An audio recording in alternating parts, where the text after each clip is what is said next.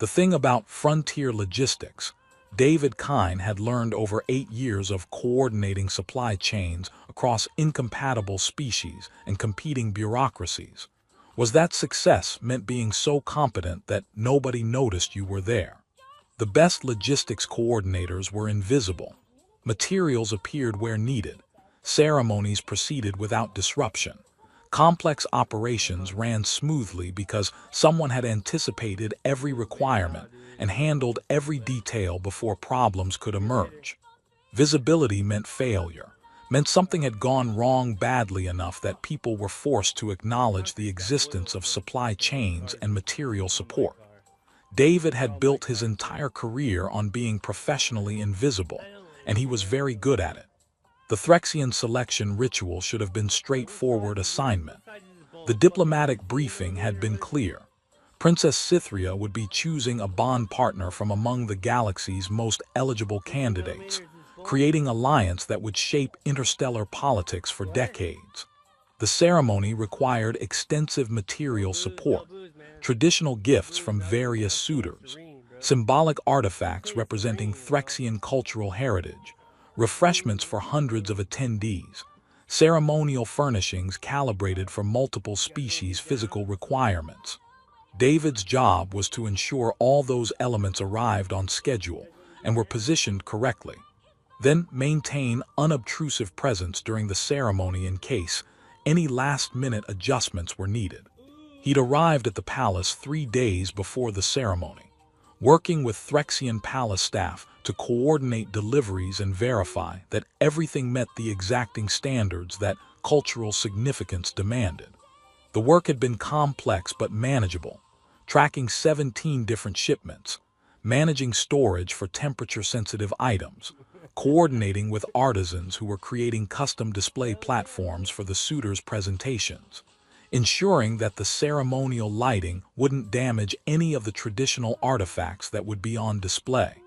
By the time the ceremony began, David was confident that everything was positioned correctly and that no material failures would disrupt the proceedings. He'd taken position near the hall's eastern periphery, close enough to intervene if problems emerged but far enough from the central platforms to avoid being conspicuous during formal presentations.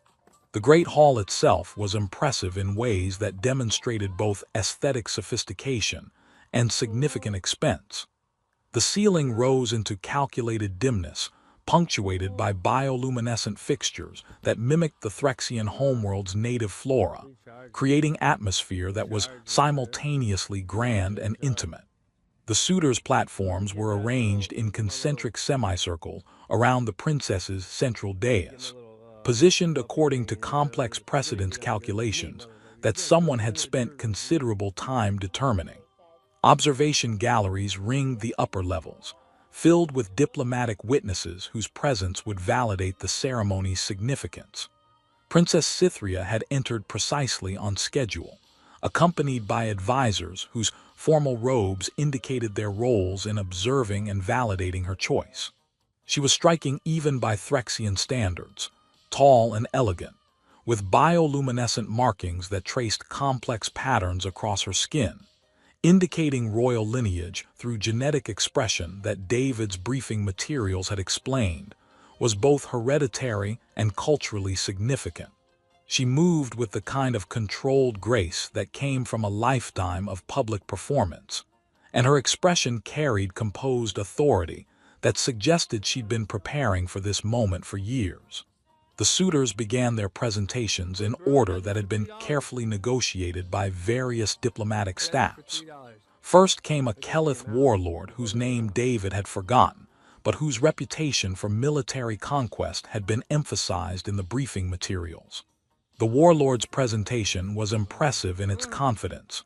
Descriptions of territories controlled, victories achieved, strategic advantages his species could offer through formal alliance with the Threxian Empire. His voice carried the kind of absolute certainty that people developed when they'd spent decades having their authority unquestioned. Princess Cythria listened with appropriate courtesy, then delivered brief formal rejection. Your strength is noted, but the bond you seek would be acquisition rather than partnership.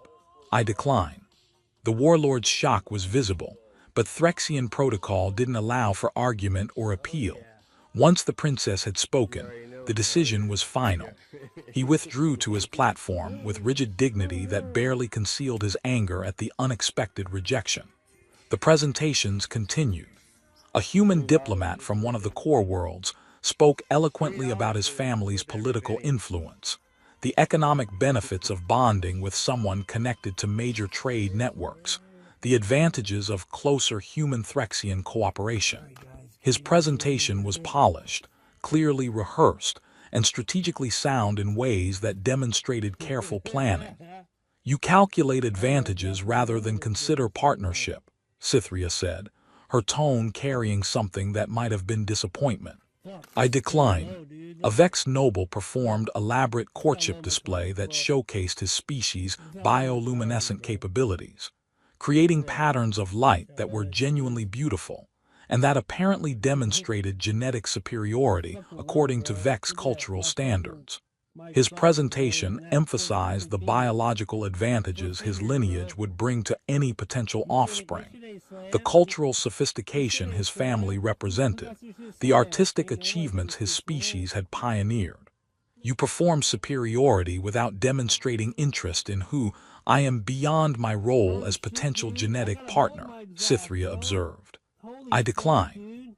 David watched the rejections accumulate with growing concern. That wasn't about his logistics role, but about the princess herself.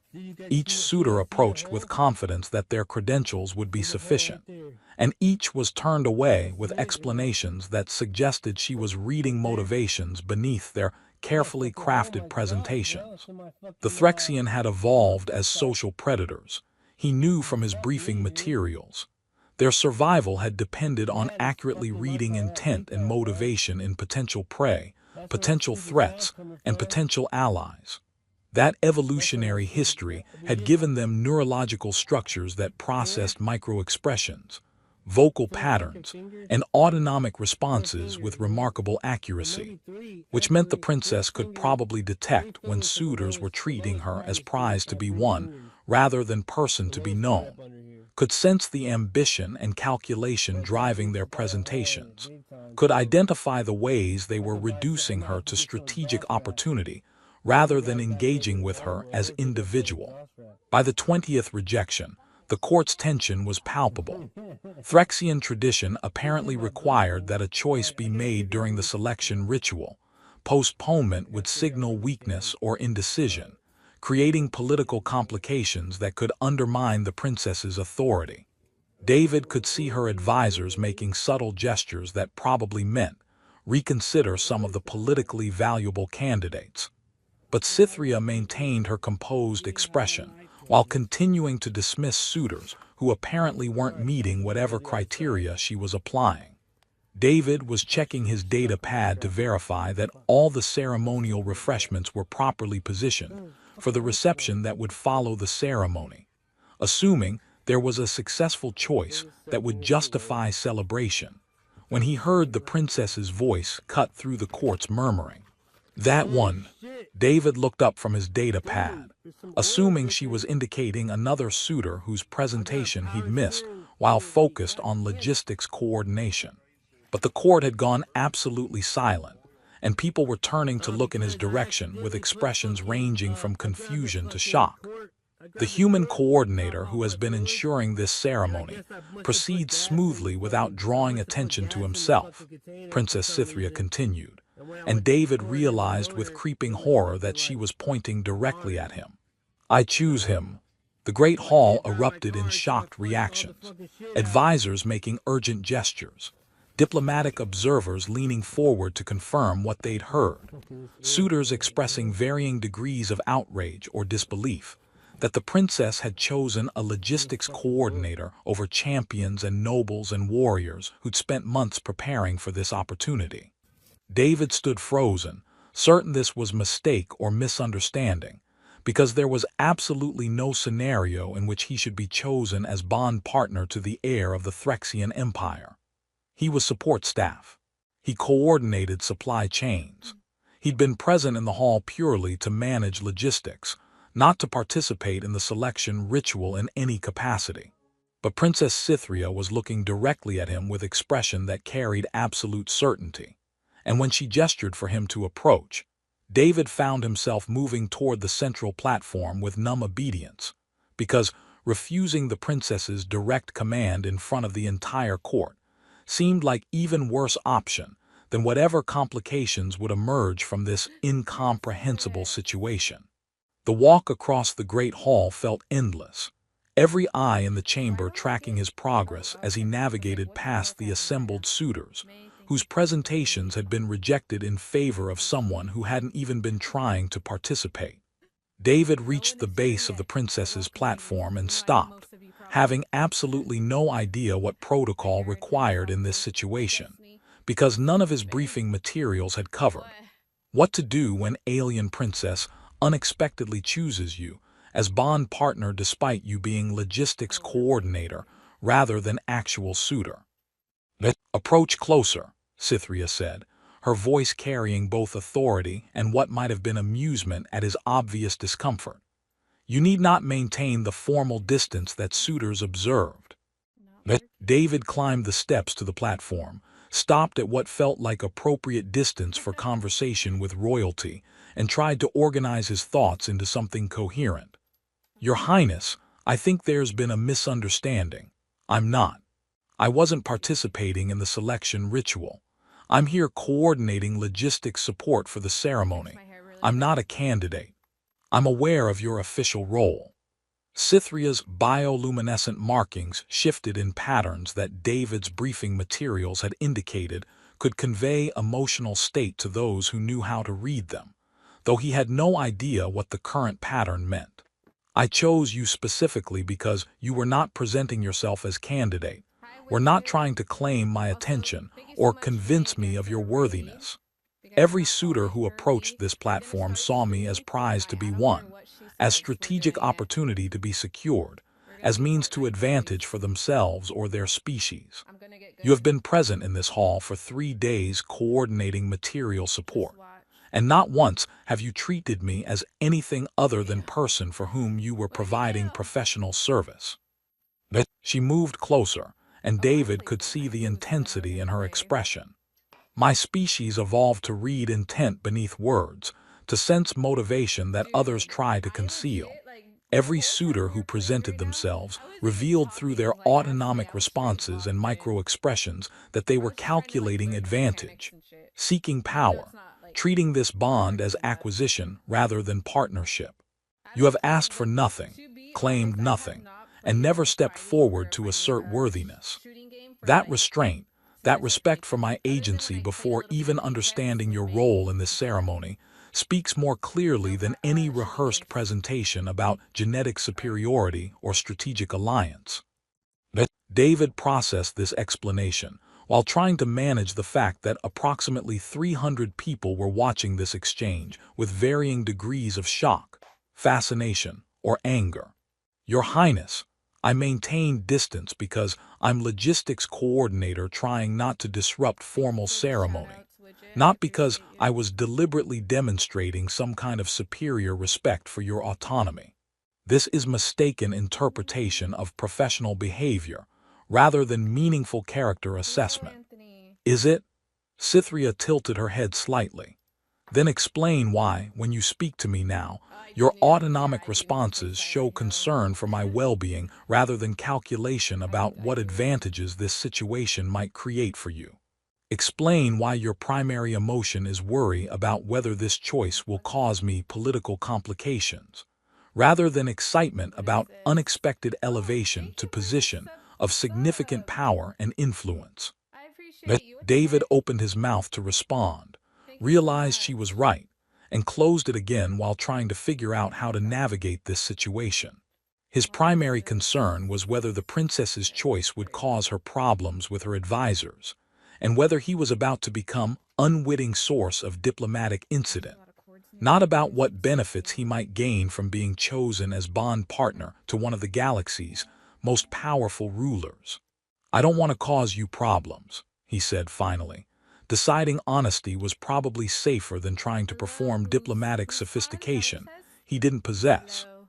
And I'm Hi, concerned that princess. choosing logistics coordinator over Yo. qualified candidates who have Let prepared me for this press F1. ceremony is going to I'm really bad create at that. exactly the kind of political Let me do complications that. you mentioned about postponement. Uh, I'm not trying to refuse your choice. I don't think I have that option given the public nature of this ceremony. But I want you to be hopefully my certain that Discord. choosing me is worth whatever consequences Uh, emerge. You're doing it again, Cytherea said, and there was definitely amusement in her voice okay, now. first of all, that's cool. Prioritizing my well-being and Uh, political position over your own interests. Every suitor who approached this platform was focused on what advantages the bond would create for themselves. You're focused on whether my choice will cause me difficulties. She turned to address her advisors and the assembled court. This is why I chose him, not because of his credentials or his species' strategic value, but because he treats me as person whose welfare matters, rather than as symbol to be technically. claimed or prize to be won. Um,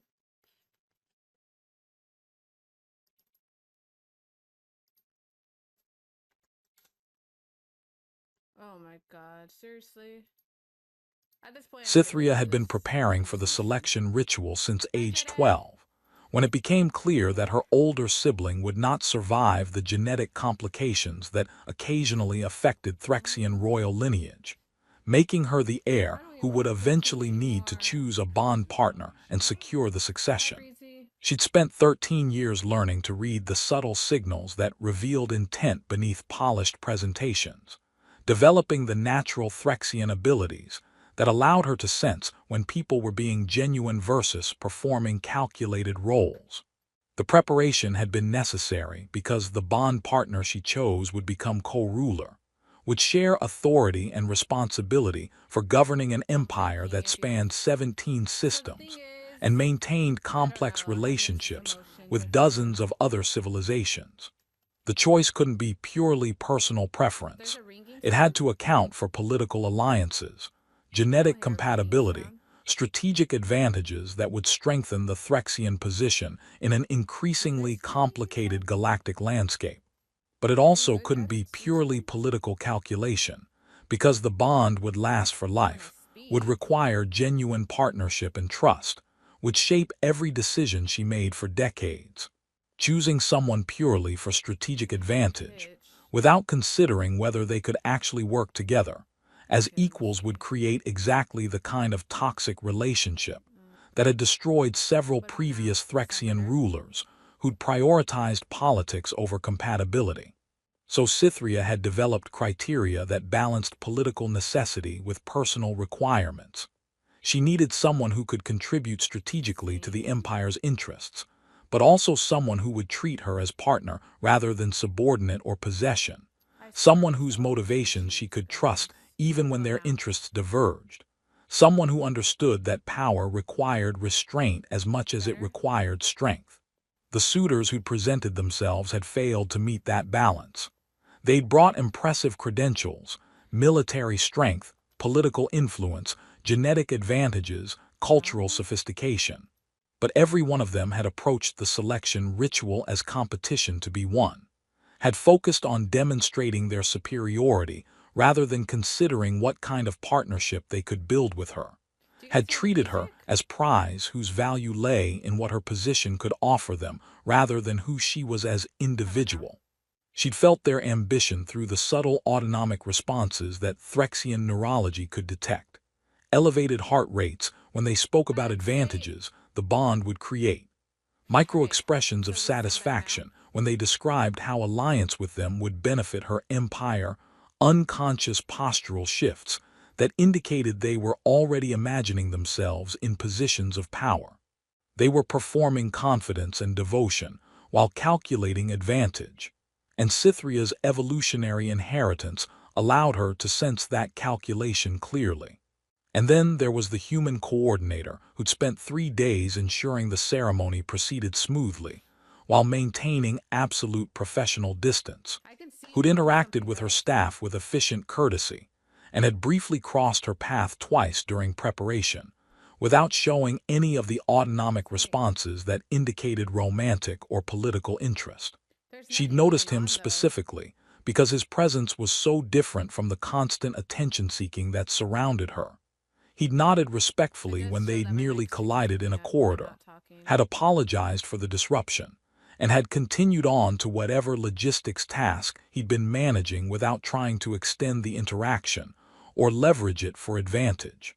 That restraint had been remarkable enough that Cytherea had asked her staff about him, learning that he was Frontier Logistics Coordinator with reputation for exceptional competence and professional invisibility, someone who made complex operations run smoothly without seeking recognition or status.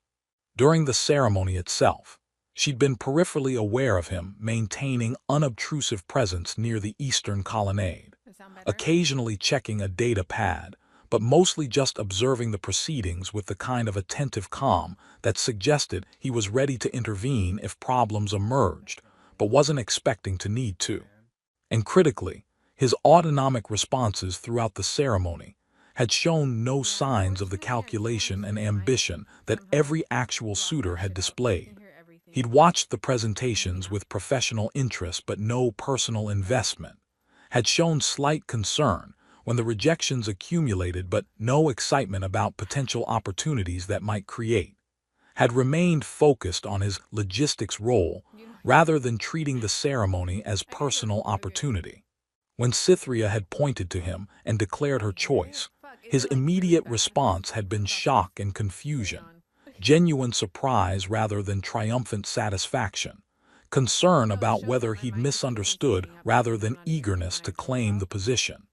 And when she'd explained her reasoning, his primary emotion had been worry about whether her choice would cause her political complications, not excitement about his own unexpected elevation. That concern for her well-being over his own advantage was exactly what she'd been looking for and failing to find in any of the formally qualified candidates. It suggested that he would be capable of genuine partnership, that he would prioritize the Empire's interests and her welfare rather than just using his position for personal gain, that he understood power required restraint. Her advisors were making urgent gestures indicating that they needed to discuss this unprecedented choice, that selecting a logistics coordinator over qualified suitors created political complications that required immediate management. But Cytherea had made her decision, and Threxian tradition didn't allow for reversal once the choice had been declared publicly.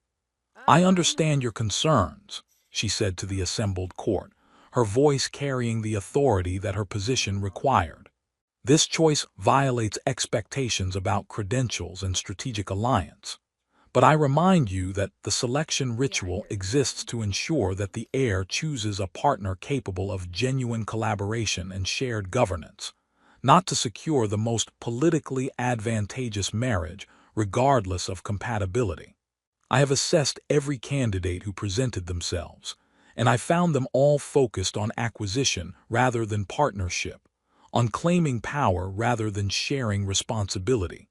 The human coordinator has demonstrated the restraint and genuine concern for welfare, beyond his own interests that I require in a bond partner." She turned back to David, who was standing on her platform looking like he'd been hit with something heavy, and was trying to remain upright through sheer discipline. "I recognize that this choice complicates your life significantly. You came here to coordinate logistics, not to become co-ruler of the Threxian Empire.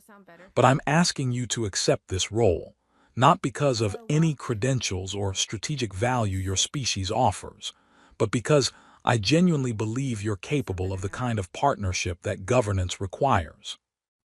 David took a breath, and Cytherea could read his autonomic responses: fear about the complications, concern about whether he was qualified, worry about disappointing her, but underneath it all a fundamental decency that made him consider her well-being even while processing his own shock. "Your Highness," he said carefully, "I need to be honest with you. I have no training in governance, no experience with high-level political decision-making, no background that would prepare me to be co-ruler of an interstellar empire. I can coordinate supply chains and manage complex logistics, but that's very different from the kind of strategic leadership your position requires. I don't want to accept this role and then fail you because I'm fundamentally unqualified for what you need. But you're demonstrating the qualification I most value right now, Cytherea replied. You're being honest about your limitations rather than claiming competence you don't possess, and you're prioritizing my needs over your own advancement. Those qualities are more important than any amount of political training, because they're the foundation of trust that makes partnership possible. She gestured toward her advisors. I have extensive support staff who can provide political expertise and strategic guidance. What I need in a bond partner isn't someone who already knows how to govern. It's someone who will genuinely collaborate with me in learning and decision-making, who will prioritize the Empire's welfare over personal advantage, who can be trusted to act with integrity even when expedient choice would be self-serving. You've demonstrated all those qualities through your restraint and your concern for my well-being. Everything else can be learned. David was quiet for a moment, processing. Then he met her eyes directly. If I accept this, I need you to promise me something. What do you need? Promise that if it becomes clear I'm not capable of fulfilling this role adequately, that my limitations are creating problems for your governance or your empire's interests, you'll remove me from the position without hesitation. I don't want to be maintained in a role I'm failing at just because reversing your choice would be politically embarrassing. Cytherea felt something settle in her chest. Some tension she'd been carrying throughout the entire selection ritual finally easing. Every suitor had promised eternal devotion and perfect service. This human was asking her to promise she'd dismiss him if he proved inadequate, prioritizing the Empire's welfare over his own position. I promise, she said, though I should note that your willingness to ask for that promise is further evidence that you're exactly the kind of partner I need. She turned back to the court. The selection ritual is complete. David Kine, logistics coordinator in service to the Frontier Diplomatic Corps, is my chosen bond partner. We will proceed with the formal bonding ceremony according to traditional protocols, and he will assume his role as co-ruler with all the authority and responsibility that position entails. The court erupted in reactions ranging from shocked acceptance to barely concealed dismay, but Cytherea's choice had been made publicly and could not be reversed. Her chief advisor approached with expression suggesting extensive private discussions would be necessary to manage the political implications, but Cytherea was confident in her decision.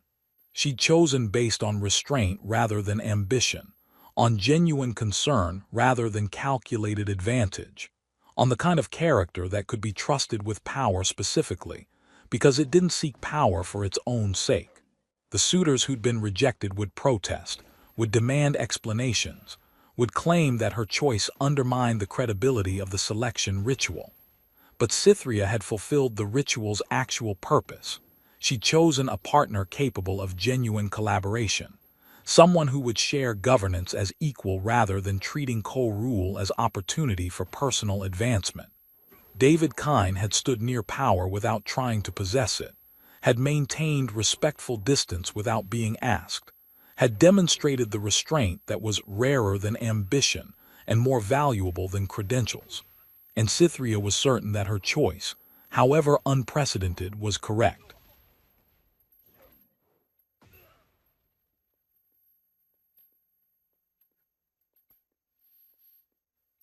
Yeah, I feel Tekken is definitely more forgiving, for sure. Yeah, 100%.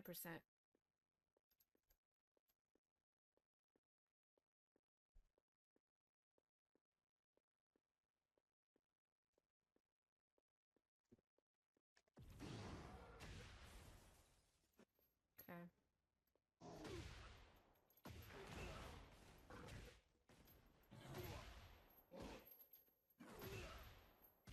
Why am I doing The week that? following the selection ritual was possibly the most overwhelming period of David's life, which was saying something given that he'd survived 3 different planetary evacuations and one memorable incident involving cargo bay depressurization during combat maneuvers. He'd gone from anonymous logistics coordinator to co-ruler designate of the Threxian Empire, and the transition involved so many formal ceremonies, policy briefings, cultural tutorials, and diplomatic introductions that he'd lost track of which day it was by approximately hour 72. The bonding ceremony itself had been mercifully brief, ritual exchange of vows that Cythria's advisors had helped him memorize, symbolic integration of bioluminescent markers that would gradually develop on his skin to indicate his bonded status, formal recognition by the Threxian Council that made his position legally binding. David had performed his role adequately, while internally screaming about the fact that he was making lifetime commitment to governing an interstellar empire, based on one conversation where he'd been too shocked to properly evaluate what he was agreeing to. But Cythria had been patient with his overwhelming confusion, had provided him with advisors who could explain the political complexities he needed to understand, and had made clear that she expected him to ask questions constantly rather than pretending to understand things he didn't, which was helpful because David had approximately 10,000 questions about everything from Threxian legal frameworks to the dietary requirements that his new position apparently mandated. The political implications of Cythria's choice were exactly as complicated as David had feared. Several of the rejected suitors had lodged formal protests claiming that selecting a logistics coordinator violated the spirit of the selection ritual and undermined the credibility of the bonding process. Various diplomatic corps were trying to determine what advantages humanity might gain from having one of their citizens elevated to co-ruler status, while simultaneously worrying that David's lack of political experience would make him liability in high-level negotiations. The Threxian Council itself was divided, some members appreciating Cythria's prioritization of character over credentials, others concerned that choosing someone without governance experience would weaken the Empire's position when dealing with civilizations that valued traditional qualifications. Everyone had opinions about whether the princess's unprecedented choice was bold statement about valuing genuine partnership over political calculation, or reckless decision that prioritized personal preference over strategic necessity. David tried to ignore most of the political analysis while focusing on the practical reality. He was now co-ruler of an empire he barely understood, partnered with someone he'd known for approximately 1 week, responsible for decisions that would affect billions of people across 17 star systems. The weight of that responsibility was paralyzing when he let himself think about it directly. So he tried to approach it the way he approached complex logistics: break it down into manageable components, learn one system at a time, ask for help from people with relevant expertise, and accept that he'd make mistakes while trying to minimize how catastrophic those mistakes would be. Cythria had been remarkably supportive during the transition. She'd established regular meetings where they discussed current policy challenges, walked him through the decision-making frameworks that Threxian governance used, and generally helped him develop understanding of what co-rule actually entailed. She'd also been clear about boundaries. They were partners in governance but not romantically involved. Their relationship was professional collaboration rather than personal intimacy.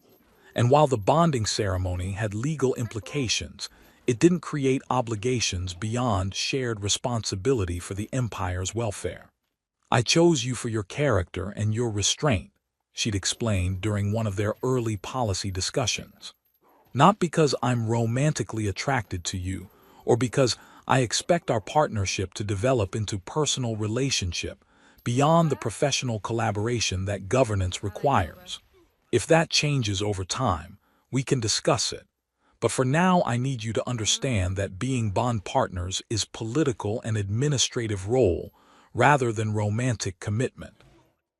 David had been relieved by that clarification, which removed at least one layer of complexity from an already overwhelming situation. He could focus on learning to be adequate co-ruler, without also having to navigate romantic relationship with someone from a completely different species whose cultural frameworks he barely understood. 3 months after the selection ritual, David attended his first major diplomatic summit representing the Threxian Empire alongside Cythria. The summit brought together leaders from 18 different civilizations to negotiate trade agreements and security protocols for contested border regions, and David's role was to observe, learn, and provide input when Cythria requested his perspective. The summit itself was exactly the kind of elaborate political theater that David had spent his career avoiding.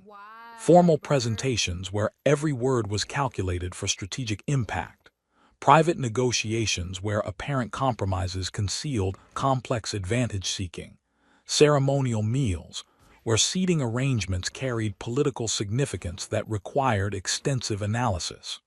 David hated every minute of it while recognizing that this was now his professional reality. What surprised him was discovering that his logistics background was actually useful in high-level political negotiations. When discussions about trade routes became mired in competing claims about efficiency versus security, David could provide practical analysis about actual cargo flow and realistic transportation timelines that cut through the theoretical arguments various parties were making. When resource allocation debates reached impasses over fairness versus strategic necessity, his experience managing supply distribution across incompatible requirements gave him frameworks for finding workable compromises. "You're doing better than you think," Cythria told him after a particularly tense negotiation session, where David had suggested a cargo routing solution that satisfied multiple parties' concerns. "You approach these political challenges the same way you approached logistics. Identify the actual constraints, find practical solutions that work within those constraints, focus on outcomes rather than theoretical positioning. That's exactly the kind of problem-solving governance needs. I feel like I'm constantly on the edge of causing diplomatic incidents through incompetent blundering," David admitted. "You are. But you're also bringing perspectives that career politicians don't have, asking questions that expose assumptions people have stopped examining, and generally preventing us from getting trapped in purely theoretical debates that ignore practical realities." Cythria smiled. "Your incompetent blundering is occasionally more valuable than experienced diplomats' sophisticated expertise." The summit concluded with agreements that most participants seemed reasonably satisfied with, and David returned to the Threxian capital feeling slightly less overwhelmed by his new role. He was learning, slowly and with extensive support, how to be adequate co-ruler. He wasn't excellent at it, probably never would be excellent at it, but he was managing to contribute usefully rather than just being carried by Cythria's competence.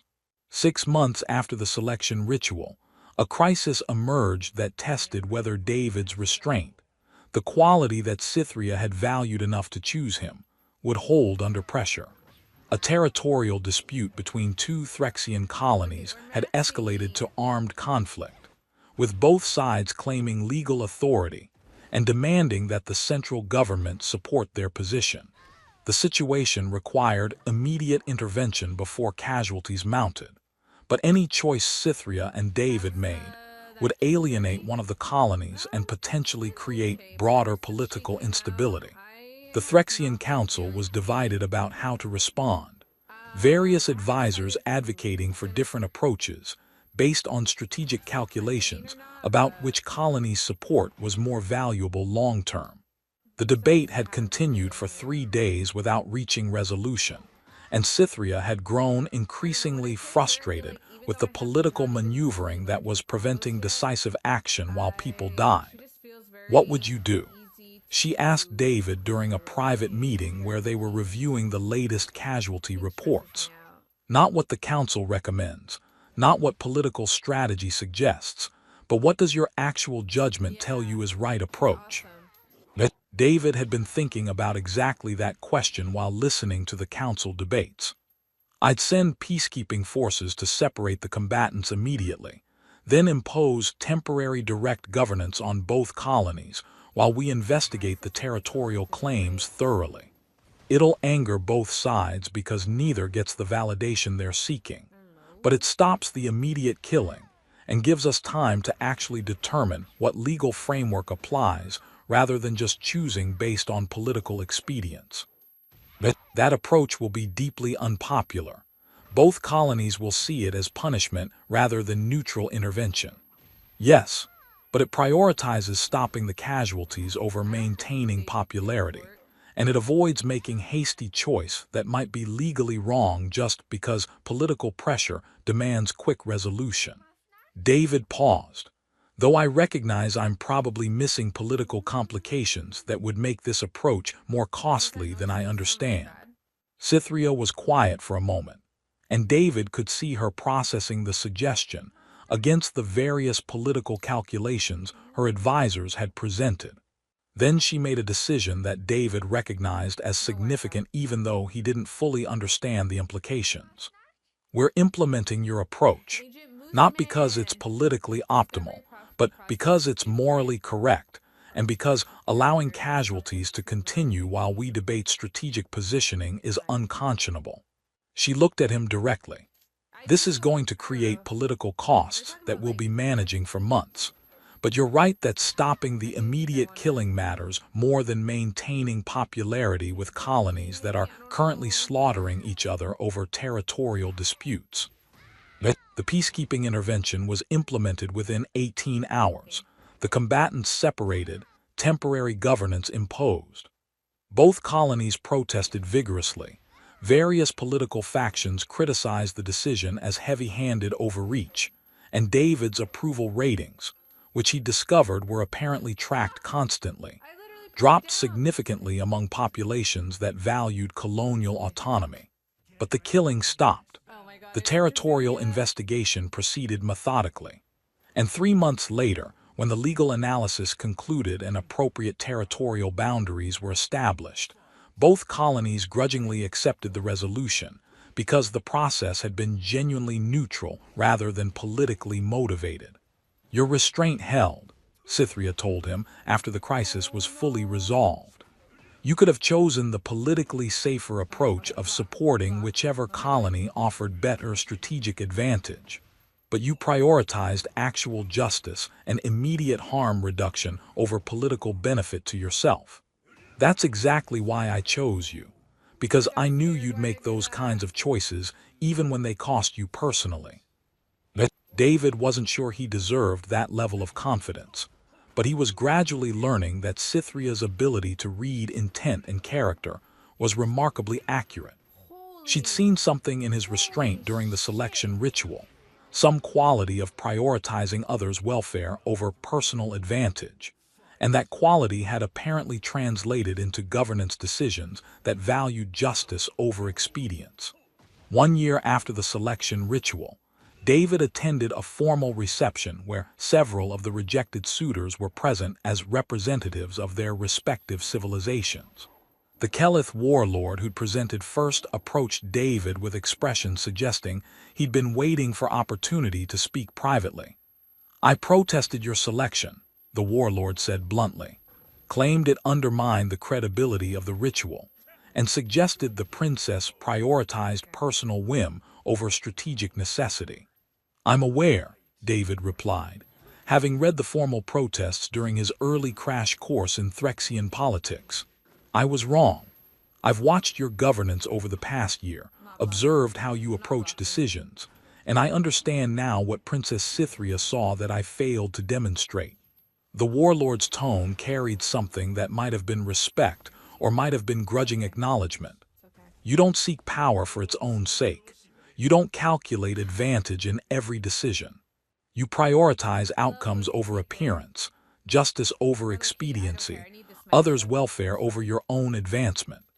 Those qualities make you more suited for shared governance than any amount of military achievement or strategic positioning I could have offered. David didn't know how to respond to that, so he settled for honesty. I'm still learning, making mistakes constantly, relying heavily on advisors and on Princess Cythria's expertise. Yes, but you're learning with genuine humility, asking for help rather than pretending to competence you don't possess, acknowledging limitations rather than concealing them behind performance of authority. The warlord smiled slightly. That humility is strength rather than weakness. I wish I'd understood that during the selection ritual. The conversation ended cordially, and David was left reflecting on how completely his life had changed in 12 months. He'd gone from invisible logistics coordinator to co-ruler of an interstellar empire, from someone who avoided proximity to power to someone who wielded significant authority, from professional observer to active participant in governance that affected billions of lives. But the fundamental quality that Cythria had valued, the restraint, the refusal to claim power for its own sake, the prioritization of others' welfare over personal advancement, that had remained constant.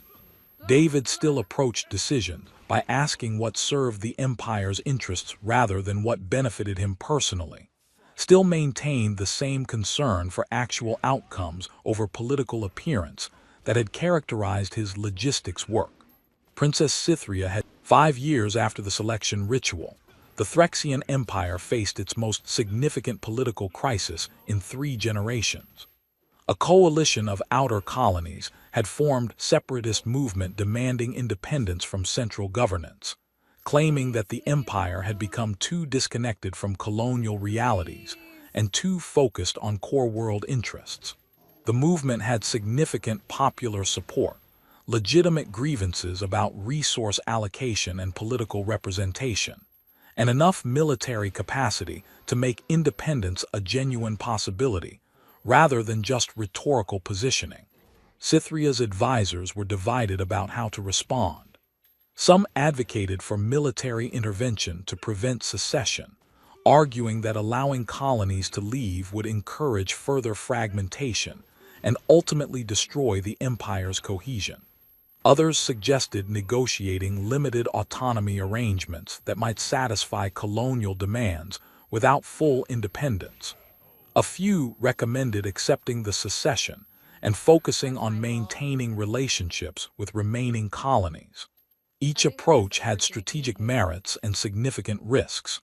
Military intervention might preserve the empire's territorial integrity, but would create resentment and could trigger broader conflict. Limited autonomy might satisfy some grievances, but could be interpreted as weakness that encouraged additional demands. Accepting secession might prevent immediate violence, but could trigger cascading departures that left the empire critically weakened. Cythria had been managing the crisis for 3 months, navigating between competing factions while trying to find approach that balanced principle against pragmatism. She'd consulted extensively with David, valuing his perspective precisely because he approached the situation from fundamentally different framework than career politicians. "What does your instinct tell you?" she asked during one of their crisis management sessions, after reviewing the latest round of proposals from various advisory groups. "My instinct tells me that we're treating this as problem to be solved through political maneuvering, when it's actually relationship that's broken and needs repair," David said. He'd learned over 5 years to trust his initial reactions, even when they didn't align with sophisticated political analysis. The colonies aren't leaving because of specific policy disagreements. They're leaving because they don't feel heard, don't feel valued, don't believe that central governance considers their interests important enough to prioritize. That's perception problem as much as reality problem. We do consider colonial interests. The resource allocation may not be optimal, but it's not deliberately exploitative. But they don't experience it that way, and their experience matters more than our intentions. David pulled up data he'd been analyzing about colonial communications over the past decade. Look at the pattern of complaints and official responses. The colonies raise concerns. Central governance provides technically correct explanations about why current policies are appropriate. but there's no actual engagement with the underlying frustrations or demonstration that we're genuinely listening to what they're telling us.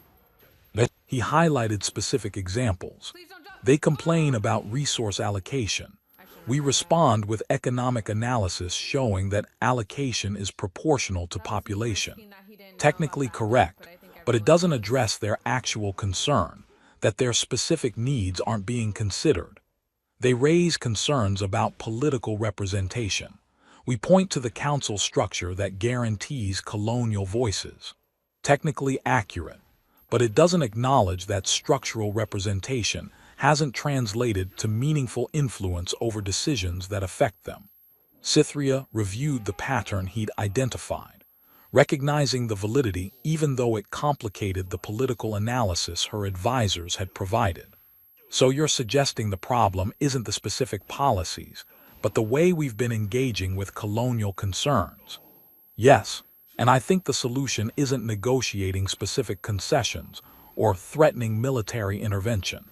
It's fundamentally changing how we relate to the colonies, actually listening to their concerns rather than just defending current policies, demonstrating genuine consideration of their perspectives rather than assuming central governance knows what's best, creating mechanisms for real influence rather than just token representation. That's significant structural change that will face resistance from core world factions who benefit from current arrangements. Yes, but the alternative is losing the colonies entirely, which is worse outcome than dealing with core world resistance to reform. David paused, and I think we need to lead this personally rather than delegating to advisors.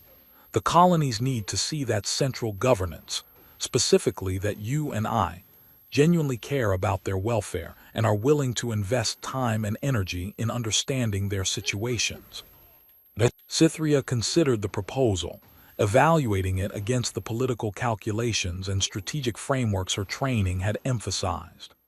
David's approach would be time-intensive, politically costly, and might not succeed in preventing secession. But it was also morally right in ways that military intervention or political maneuvering weren't, and it aligned with the principles that had guided their governance over the past 5 years. We're doing it, she decided. Not because it's politically optimal, but because it's the right approach to relationship repair, and because I trust your judgment about what actually serves the empire's long-term interests versus what just manages immediate political pressures. Over the following 6 months, Cytherea and David visited every colony in the separatist coalition, spending extended time listening to grievances, understanding local contexts, and working with colonial leadership to identify changes that would address underlying concerns. It was exhausting work that required David to draw on every skill he'd developed in logistics coordination, understanding complex systems, identifying practical constraints, finding solutions that worked within real-world limitations rather than theoretical frameworks. The visits didn't immediately resolve the crisis. Several colonies remained committed to independence despite Cytherea and David's engagement efforts.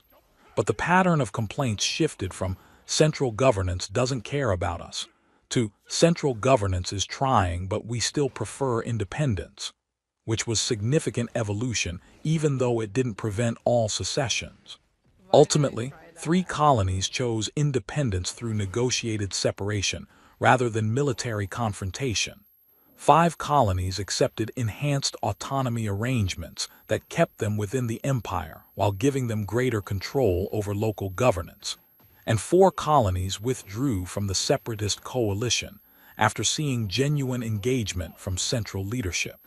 It wasn't the clean victory that military intervention might have achieved, and it required accepting that some colonies would leave despite best efforts at relationship repair. But it prevented the broader conflict that could have destroyed the empire, established precedent for addressing colonial grievances through engagement rather than force, and demonstrated that central governance was capable of adapting to changing circumstances rather than rigidly maintaining traditional hierarchies. You were right. Cytherea told David after the crisis stabilized. This was relationship problem rather than policy problem, and addressing it required genuine engagement rather than political maneuvering. I'm not sure we saved the empire in the form it existed before, but we saved it from the kind of catastrophic collapse that military intervention would have caused. We lost colonies that we might have retained through force, David pointed out, still processing the mixed outcomes. Yes, but we retained them through coercion rather than genuine commitment, which would have created resentment that would have eventually emerged in more destructive forms. Better to accept peaceful separation from colonies that genuinely prefer independence than maintain unity through threat of violence. David had learned enough about governance to recognize when Cytherea was managing her own disappointment through philosophical framing, but he also thought she was probably right. The empire was smaller but more cohesive, diminished in territory but stronger in the relationships with remaining colonies. 10 years after the selection ritual, David attended a ceremony honoring his decade of service as co-ruler. The recognition felt surreal. He'd gone from logistics coordinator to established political figure, from someone who'd never expected any proximity to power to someone who'd wielded significant authority for a decade. The ceremony included testimonials from various officials describing his contributions to governance, his role in crisis management, his influence on policy development. What struck David most was testimony from the Kelith warlord, who'd been first to present during the selection ritual, and who'd initially protested Cytherea's choice. The warlord had become an ally over the years, someone David worked with regularly on security coordination, and his perspective on the past decade was illuminating. Princess Cytherea chose David Kyne because he demonstrated restraint when every other suitor demonstrated ambition, the warlord said. That choice was criticized as prioritizing personal preference over strategic necessity, as undermining the credibility of the selection ritual, as evidence of poor judgment in leadership selection.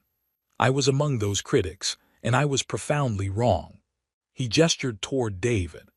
10 years of watching him govern has taught me that restraint is strength rather than weakness, that prioritizing others' welfare over personal advancement creates better outcomes than ruthless pursuit of power, that standing near authority without trying to possess it is precisely the quality that makes someone suitable for wielding authority. He has made mistakes, many mistakes, as he readily acknowledges, but he has never made the mistake of prioritizing his own interests over the empire's welfare, never calculated political advantage when justice required costly choices, never claimed competence he didn't possess rather than asking for help. The warlord smiled. The selection ritual is supposed to identify partners capable of shared governance. Princess Cytherea's choice of the quiet human who never stepped forward, who asked for nothing, who maintained respectful distance without being asked. That choice demonstrated wisdom that I failed to recognize at the time. She saw in his restraint the foundation of genuine partnership, the character that could be trusted with power specifically, because it didn't seek power for its own sake.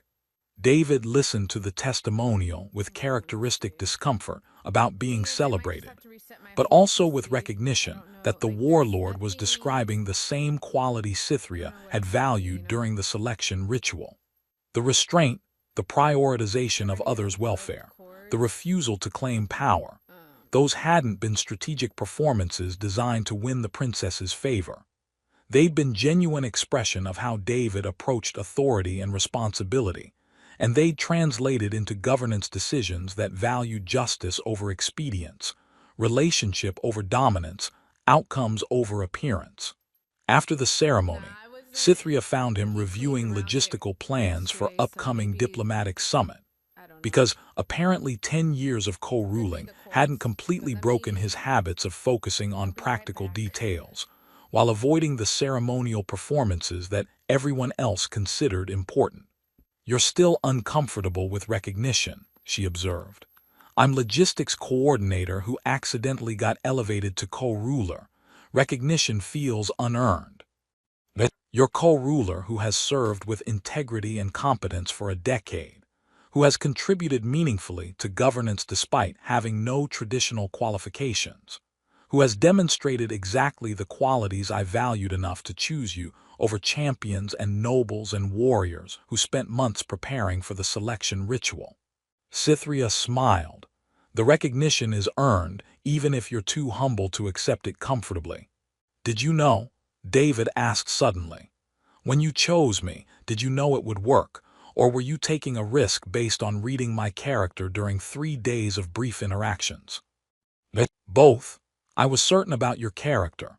My ability to read intent beneath behavior gave me confidence that you would prioritize partnership over possession, genuine collaboration over political advantage. But I didn't know whether that character would translate to effective governance, whether your lack of political experience would be overcome by your other qualities, whether you'd be able to learn what you needed to learn quickly enough to be useful, rather than just well-intentioned but incompetent. She paused. So yes, I took a risk, but it was calculated risk based on genuine assessment rather than pure intuition, and it proved correct, not because you were secretly qualified all along, but because you approached governance with the same integrity and practical problem-solving you brought to logistics coordination. David sat with that for a moment. Thank you for taking that risk, and for being patient while I learned how to be adequate at this role. Thank you for accepting the risk when you could have refused, for maintaining your integrity despite pressures to calculate political advantage, for demonstrating that humanity's strength lies not in conquest or domination, but in restraint and genuine respect for others' autonomy. Cytherea's expression carried something that might have been affection or might have been professional appreciation. After 10 years, David still couldn't always distinguish between the two. You changed how the galaxy views humanity, not through military achievement or diplomatic maneuvering, but through simply being yourself, someone capable of standing near power without trying to possess it. The moment marked not just David's 10 years of service, but humanity's unexpected rise in galactic esteem as civilization that valued restraint over aggression, partnership over dominance, genuine engagement over political performance. Other species had demonstrated their strength through conquest, their sophistication through cultural achievement, their value through strategic positioning.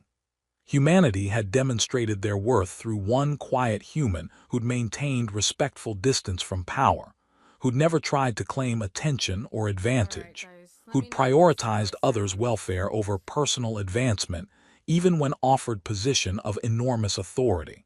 And that restraint, that refusal to possess what could be taken, had proven more valuable than any amount of ambition or credentials or strategic maneuvering. The selection ritual had been designed to identify partners capable of genuine collaboration. Cytherea had fulfilled its purpose by choosing based on character rather than credentials, by valuing restraint rather than ambition, by recognizing that the human who asked for nothing was exactly the partner she needed. And the galaxy had learned that strength could exist without dominance, that courage could mean standing near power without claiming it, that the most valuable quality in leadership was often the wisdom to know when not to lead. David returned to his logistical planning. Cytherea returned to her...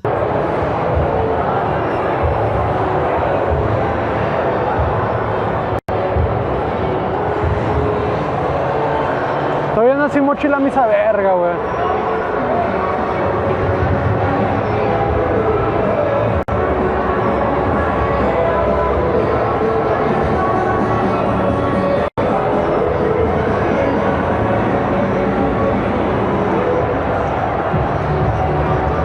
días. ¿Qué onda, Jaripeo?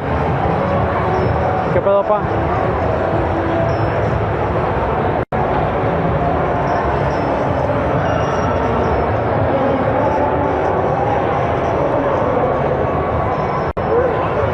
Torneo de juegos.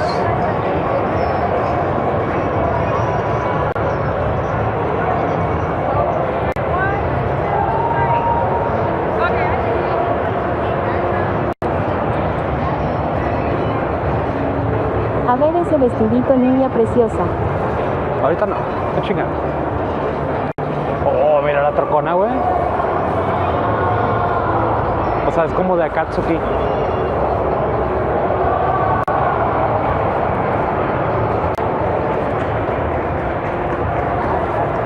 Está bonita, güey, mira por dentro, güey. Un reloj, oh, perro.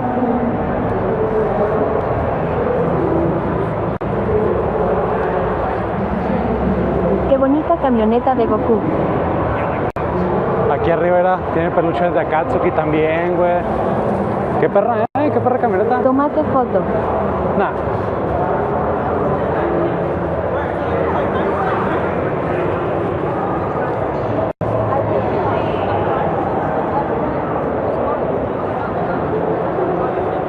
¿Qué carro es este, güey? Un Nissan. Tómate foto y subes al Insta. Nah. Ahí está bien. ¿Qué era que has comprado? Un chingo de cocas, un chingo de aguas y una figurita. Está bonita, güey, la camioneta. Está bonito, está bonito.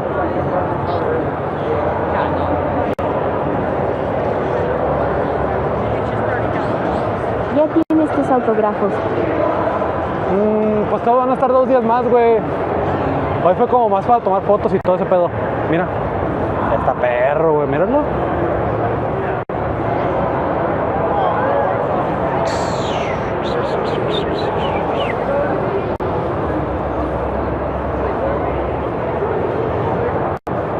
Jera, mira, ahí va Ada Wong. Sí, se la vi. Oh, un Kratos, güey. No es un Kratos. Jera Misa me está dejando en visto. ¿Me ayudas? Sí. No, está chingando, yo no sé. A mí no me eche la culpa.